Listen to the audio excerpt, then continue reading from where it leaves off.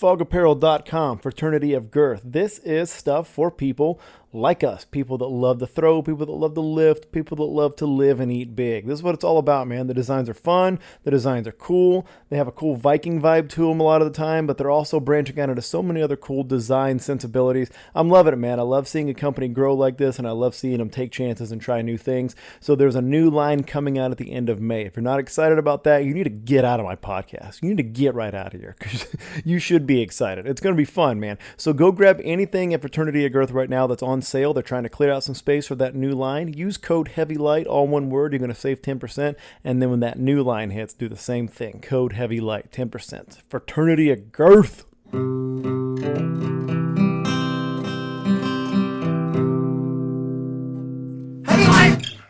Man, I've produced a lot of words this week. I've been putting it out there. I've been putting my ideas into the ether, man. Sticking my ideas in other people's ears and eyes. That's what I'm doing. It's what I do. I'm contributing my ideas. I'm taking these mental jewels and I'm polishing them. Polishing them to a reflective sheen. Throwing them out there. Sprinkling them out there for the world. That's what I'm doing. Honestly, they're not that polished when they come out. Usually they're pretty much covered in dirt. But, you know, if I spent all that time polishing, I wouldn't be able to put things out every single day for y'all. I don't put things out every single day, but I can just say that I do. It's the beauty of having your own podcast. Again, there's not anything, 90% of the time, there's nobody sitting across from me saying like, man, you don't do anything every day. I can just tell you like every day I'm putting stuff out there, man. Every day I'm publishing. I'm doing it, y'all. Every day.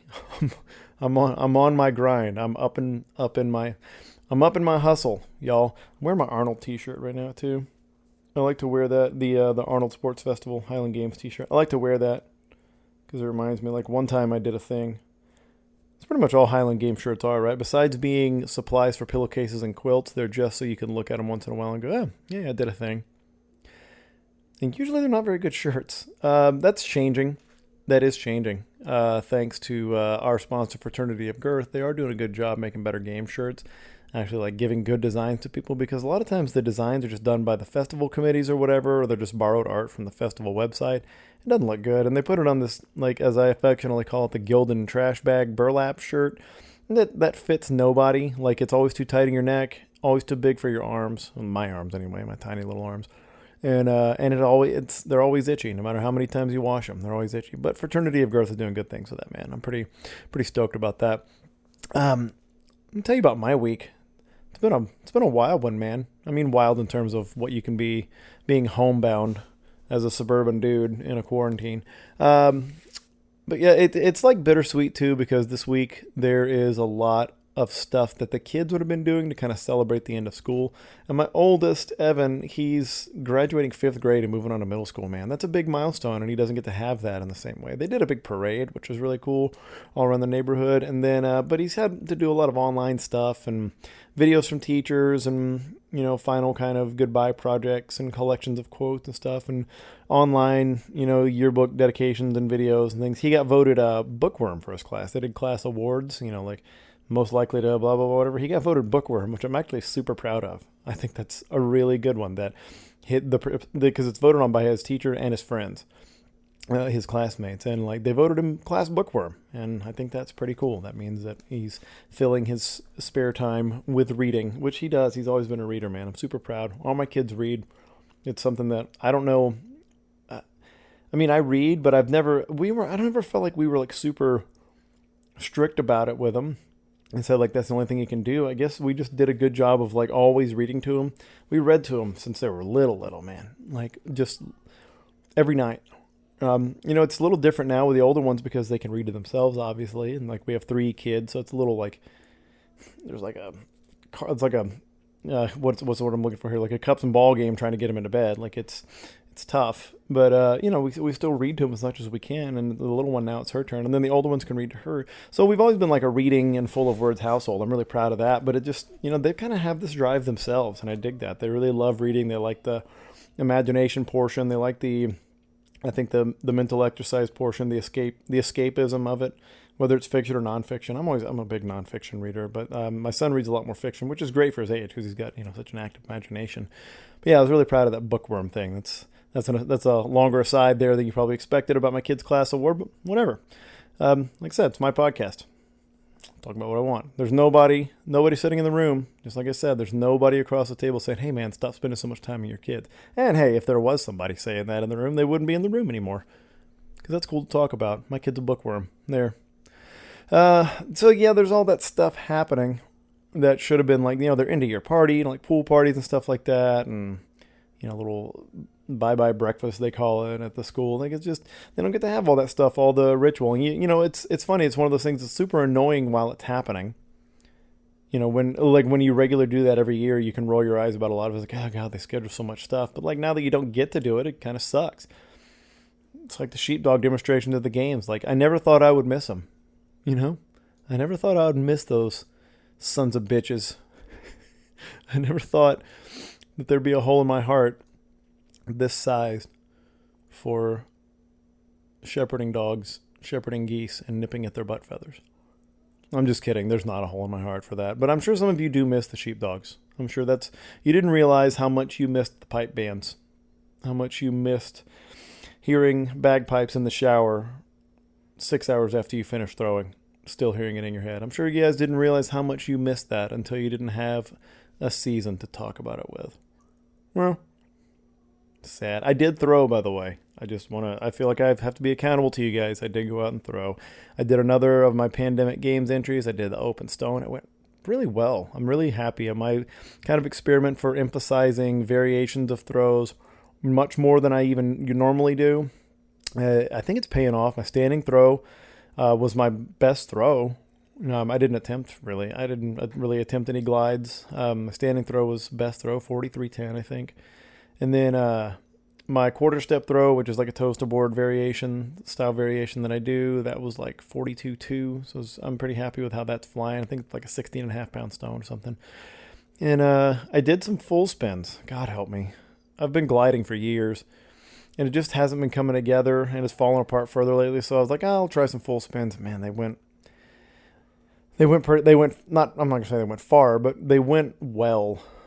And they went far enough. I kind of, I don't want to get super technical because you guys still have to hear about my week, man. I know you don't come here for technical Highland Games talk. You come to see, hey, how's Beach doing? But I have this kind of philosophy that the amount of effort that you put into a throw, if the technique is good, then the output is going to be similar in percentage. So let's say if I throw at like 80% intensity and my technique is clean, if that translates through well, I'll probably hit around 80% of my PR distance, right? And if I'm going 90, it'll be closer to 90 as long as the technique stays clean. And when you go 95 plus, that's when technique starts to get muddied up a little bit and you get lost in translation and it doesn't go up on a one-to-one basis. Obviously, this is like a rule of thumb, right?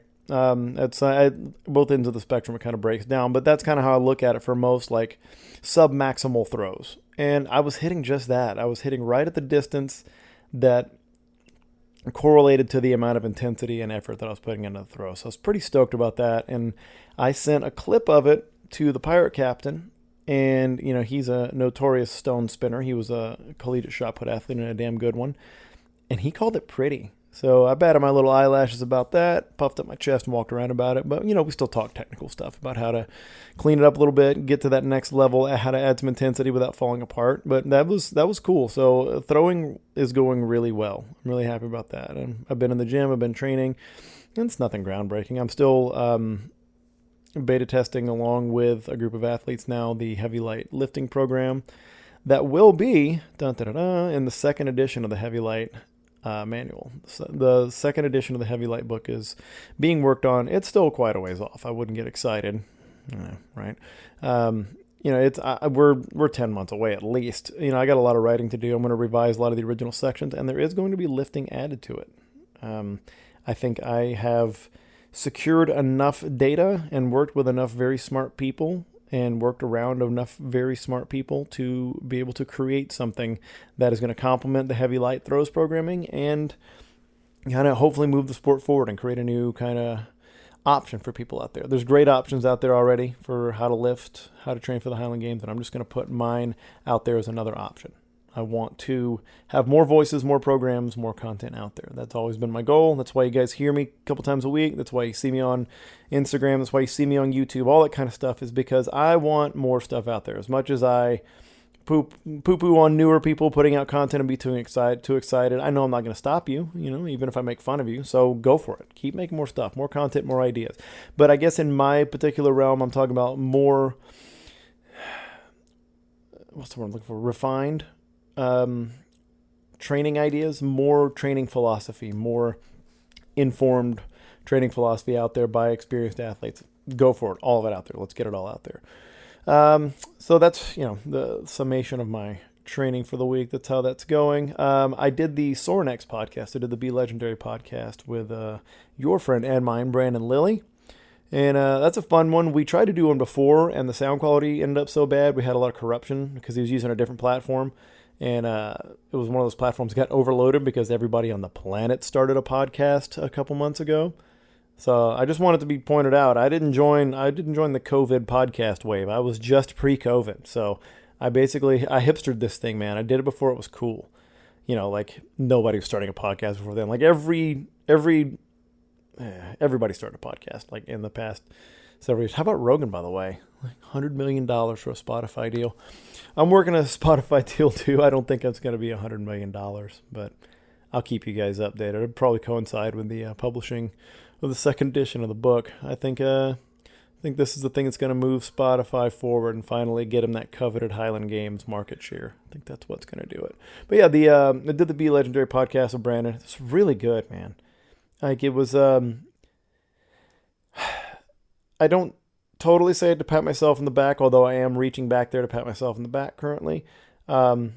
I killed it. I got everything out that I wanted to. When I say I killed it, it wasn't like changing the game, man. But I had things that I wanted to talk about and things that have been burning in me, because when you hear you're going to be on a podcast of a certain topic, of a certain genre, you think like, I want to get this stuff out. There's things I'm thinking, but they burn in you for like a week or more because you're scheduled to be on a podcast.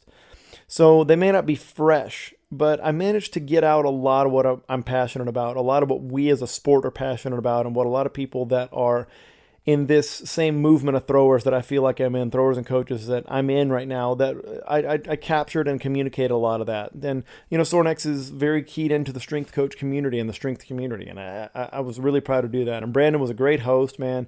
It was a good time. I really enjoyed it. We talked for a long time after we shut off the recorder, and we just kind of talked on the phone for a little bit, and it was good, man. I can't wait to see that one come out. I was very, very happy with that one. I also finished building my gate in my backyard again.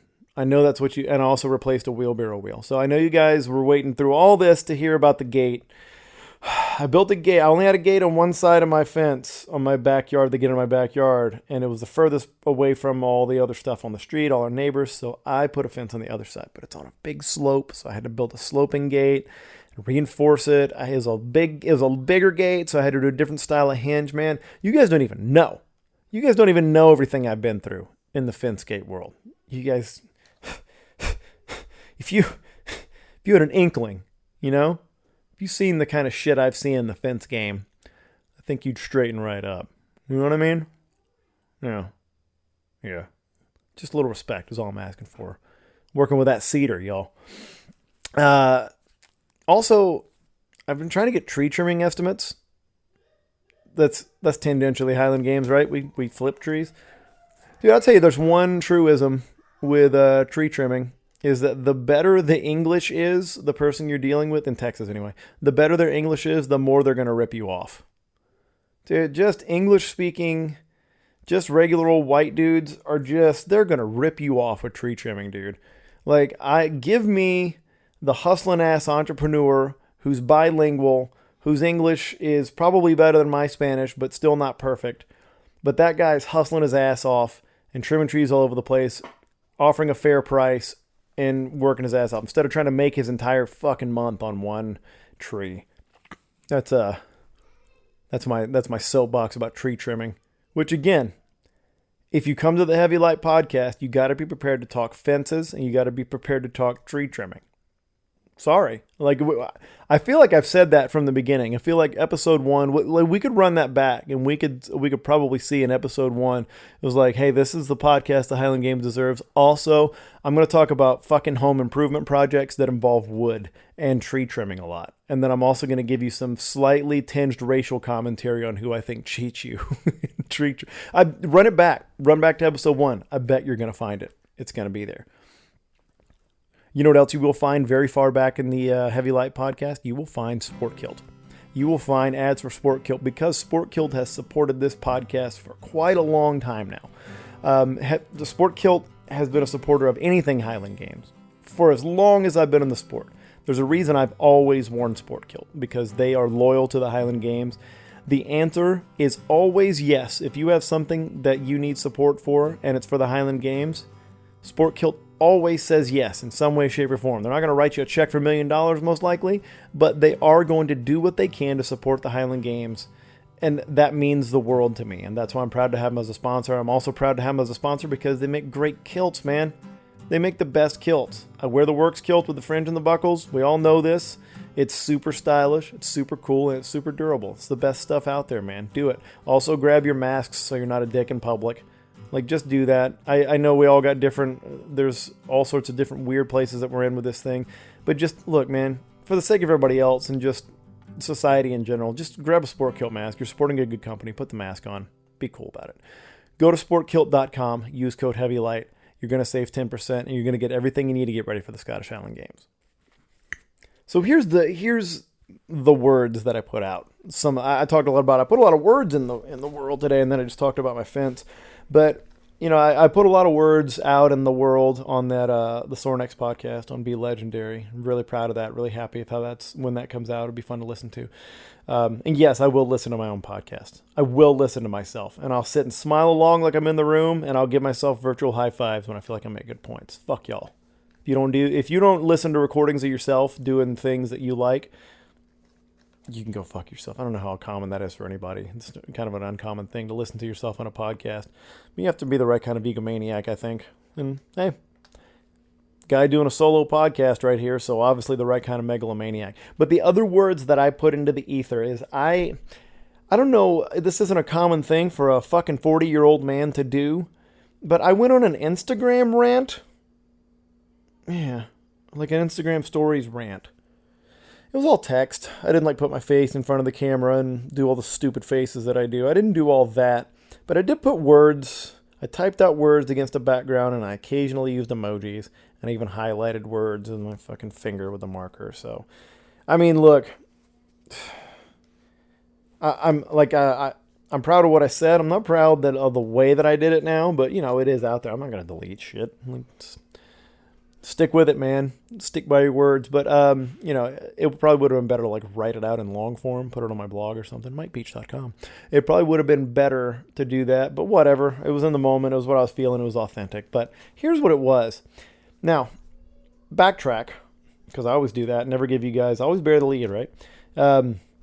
Is several episodes ago, if you remember, I cut out an entire second half of an episode because I felt like what I was talking about was too mean. It was too mean-spirited and it wasn't funny. And that's a big thing for me. Either be informative, helpful in some way, or be funny, or be entertaining. And it was none of those things. It was just me getting pissed off and being mean. And so this rant thing that I did was on that same subject months later. But I've had time to refine that way of thinking. I've had time to think about it a little bit more. I don't have my phone next to me for the first time in podcast history, so I'm going to just try to remember everything that I talked about on it. But, the memory's still fresh, right? The topic is the jokes and derision that happen in our sport in particular, but some of the other strength sports, but our sport in particular because I'm exposed to it more. The jokes, insults, and derision about lightweight athletes, about smaller athletes.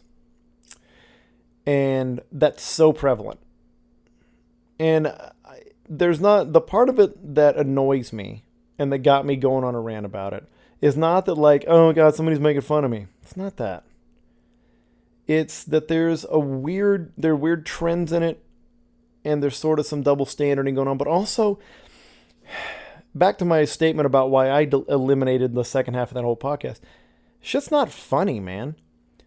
Like, if you make a funny joke about me weighing around 200 pounds or less or being smaller or skinnier, if it's funny, I'm with you, dude. Fuck yeah. Like, I don't give a shit. Like, let's laugh. I make fun of me, I think, maybe more than anybody else does. And that's how it should be. You should have a clear ability to laugh at yourself. I know it's ridiculous. The whole thing is ridiculous. But the last part of it that bothers me is, this is such a small fucking team that we're on to be Highland Games and be all in and bought in and love it. And to just feel like you have to differentiate yourself or mean-spiritedly ridicule somebody about their size. Like how small they are, how skinny they are. It feels weird watching it. Like, it's not even like, oh, it hurt my feelings. It just feels weird. It feels like I'm watching somebody have a psychological thing. It's not everybody, man. There's so many people that are really good friends of mine that are fucking huge, giant, strong people.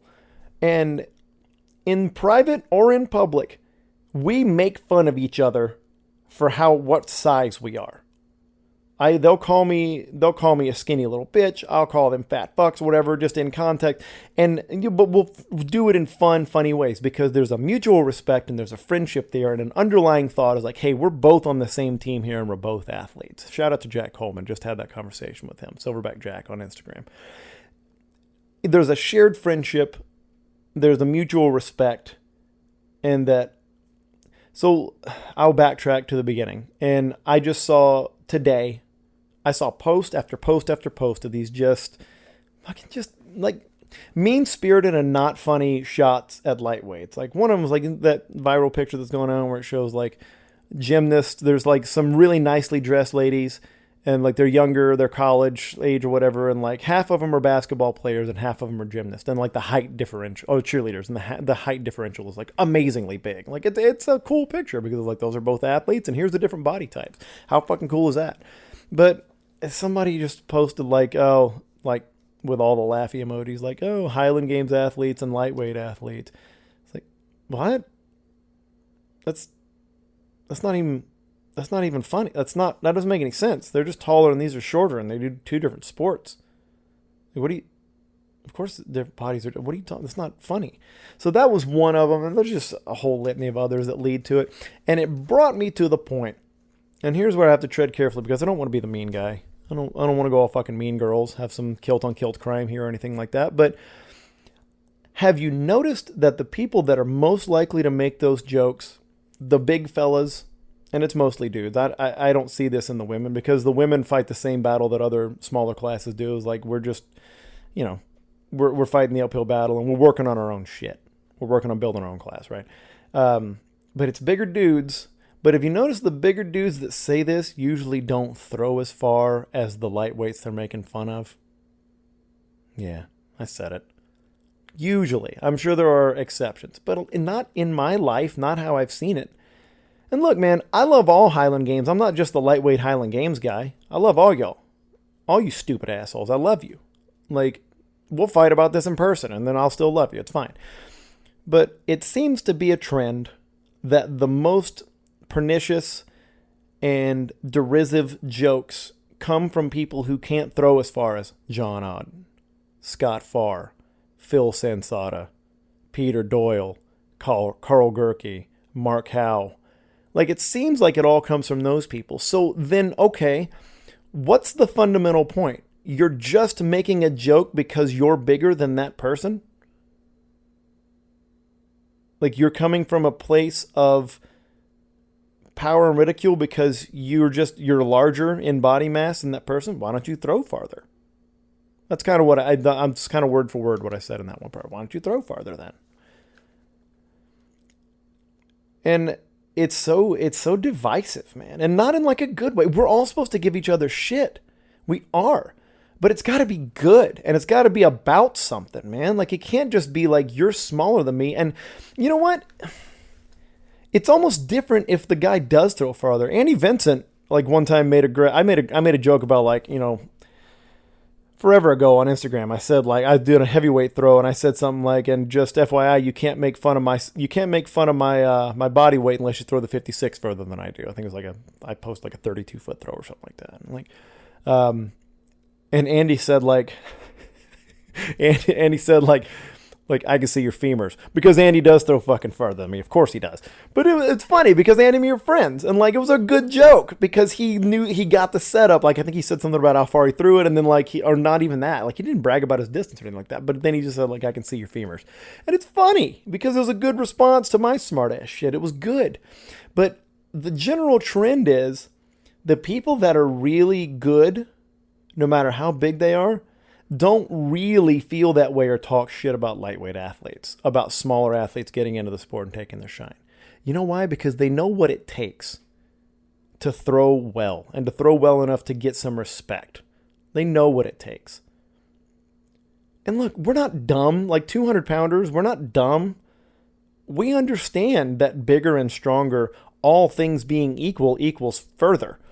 If somebody that weighs 40 pounds or 50 pounds more than me and is stronger throws with the exact same technique that I do, they're going to throw farther. Further is metaphorical. Farther is physical, by the way. They're going to throw farther than me. I get that. I'm okay with that. I've made total peace with that. I'm glad there's so many people throwing so big. I'm glad there are people that have the genetic predisposition to be big, powerful, and strong and can throw world-class shit because it makes the sport look awesome. And it's not me. I know I'm not that guy. I'm pretty good for a lightweight. I'm pretty good for the subclass. I know that. But I know that I'm not going to be throwing those monster world record type weights. That's okay. I'm proud of those guys. But I've noticed that those people are not the ones that make the really shitty jokes. So really what it leads me to is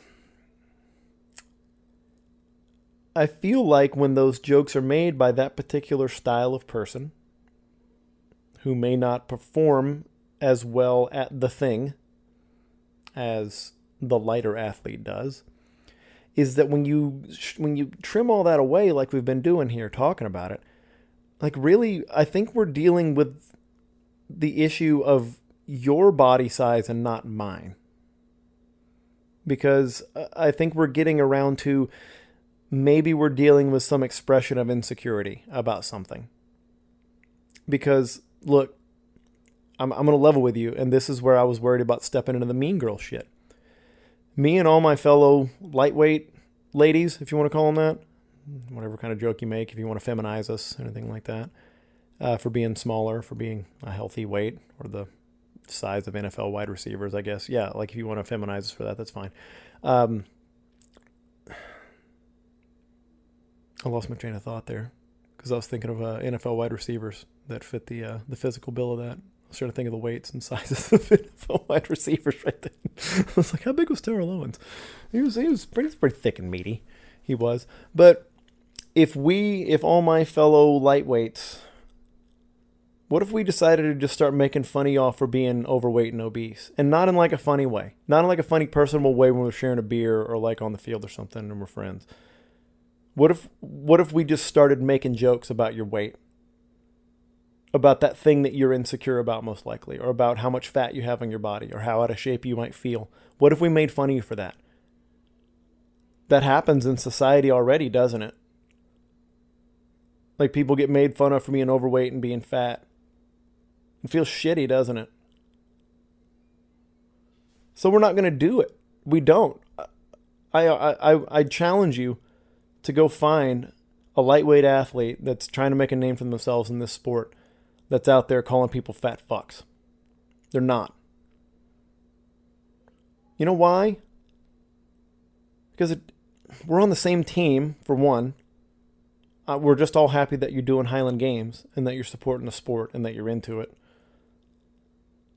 But we're also focused on other things. We're focused on getting respect for ourselves and working on our throws and getting better and moving forward and supporting the sport.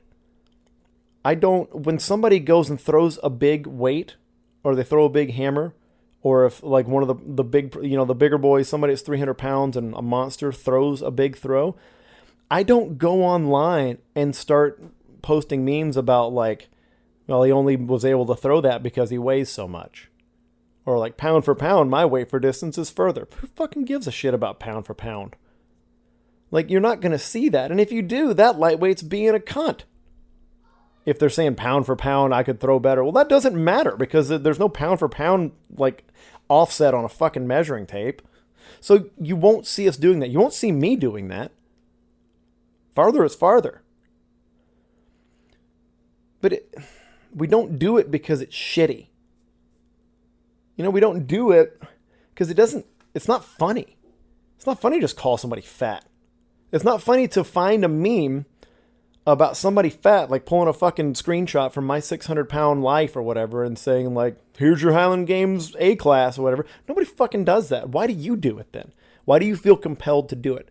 Why would that person feel so compelled to just, apropos of nothing, find a meme and go make fun of people because they're smaller? And most times they throw farther than you. Why are you doing it? Is it for laughs? Is it for validation? I don't know, but it seems a lot like we're dealing more with your body shape and body image than you are ours. I don't know. I hope that makes some kind of sense. I hope that wasn't too ranting and too mean. You know, this isn't a body positivity podcast, and it's not. Like, it certainly, I lack any credentials to be, you know, talking about anything, any kind of social movement, obviously, but I don't know, man. I keep saying and go back to we're on the same team. And if you're a big boy and you throw and you're putting your all into it, man, I love you and you're doing great. And I'm pulling for you. I really am. And if we're buddies and if we're friends, you can make fun of me for being skinny and too small. I'll make fun of you for being fat. It's fine. But it's got to be funny, man. It's got to be funny, and there's got to be a greater purpose involved. It can't just be screaming into the void trying to get some validation. It can't be for that. You know,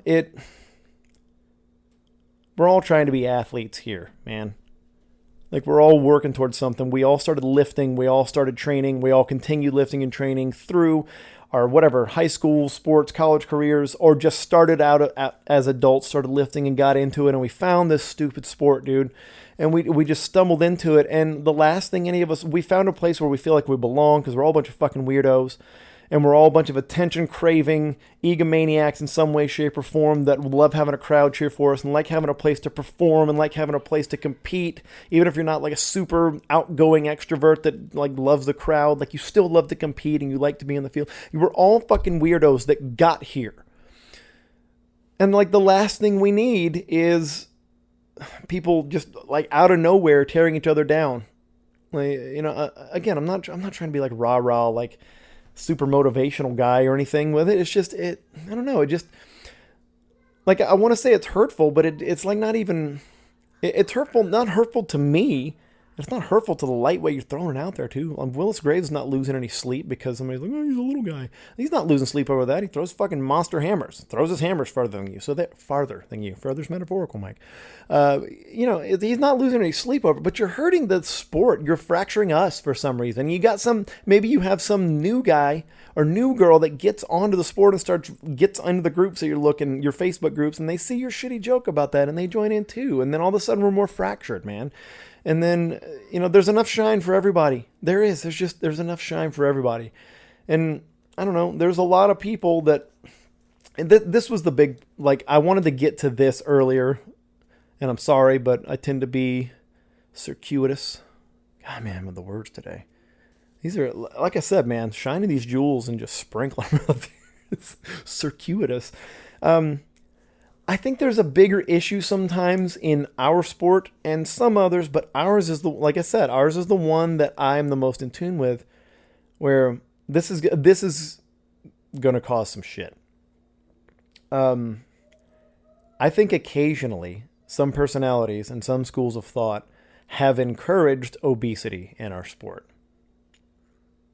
They have encouraged it, and they have reinforced not being big and strong because that is different. Like there are people that are born big and born strong, and they're never going to be small people. They're never going to be 180 pounds like I was in high school or whatever. They're never going to be that. Like they were my size in middle school and they never looked back. There are people that are big, there are people that are strong, and being strong like that requires a frame. It requires, a lot of times requires a frame, and it requires a body to accommodate it. And that's different than somebody who is a hobbyist, came to the strength sports, got into lifting, is, strong from being a little bigger or whatever, but isn't doing things to get themselves to a healthy weight for performance and for the longevity of their life. And at the end of the day, look, most of us are not going to make any money in the Highland Games. We're not going to make our living. We're not going to be famous. So if you're eating yourself to an unhealthy weight and just packing on body fat and unapologetic about it, I think you're not doing something very wise. And I know that we have had old guard people in this sport that said, like, hey, the number one way to get big and throw farther is to get the number one way to start throwing farther is to eat more and get big. So you got mass moves mass kind of thing. And look, man, there are guys that weigh 200 pounds on the day that throw further than some of those dudes that gave that advice now. Let that marinate for a minute. So, is there a kernel of truth in it? Sure. Yeah. I had some big throws when I weighed 225. But none as big and consistent as I did when I weighed 200 pounds. So there. But that's not a huge difference. There's a difference between 300 and 200. Don't get me wrong. I get it. But I think there is a trend in this sport that is, I think, dying, that you got to eat big and you got to put on weight no matter whether it's quality weight or not so you can move stuff. I think that's dying because the problem is people that are like me who are never going to have the frame to really be a 285-pound athlete have eaten themselves to that because they see that Dan McKim weighs over 285, weighs 300 pounds, and they see that Matt Vinson weighed like 280 when he was throwing, and that some of these other guys are monsters. So they eat themselves to that, or they think they need to eat themselves to that. And what they're actually doing is they're eating themselves past the point of diminishing returns to their performance. Because here's the deal. Matt Vincent would have been a world champion at 240 pounds. Dan McKim would have been a world champion at 235 pounds if that's what his frame was. But if you look at Dan's not, like, he's a big boy. He's broad, but he's not a tub of lard, man. Like, that's an athlete. A lot of these top guys are athletes. And yes, do they need to be shredded? No, that's not part of the sport. A little bit of extra mass doesn't help. But I believe there is a culture that I think hopefully is dying, that we encourage obesity in this in the name of being an athlete. If you can't take a nap without your CPAP, if you sweat when you eat and you can't feel your feet, you're an athlete. Yeah, buddy, you're an athlete. If you breathe through your mouth after getting off the couch, if you can't tie your shoes, your extremities are blue, you're an athlete. Partner, you're an athlete. So make sure that today you call a skinny guy gay, and if he's got a problem, you can proudly say, I'm an athlete.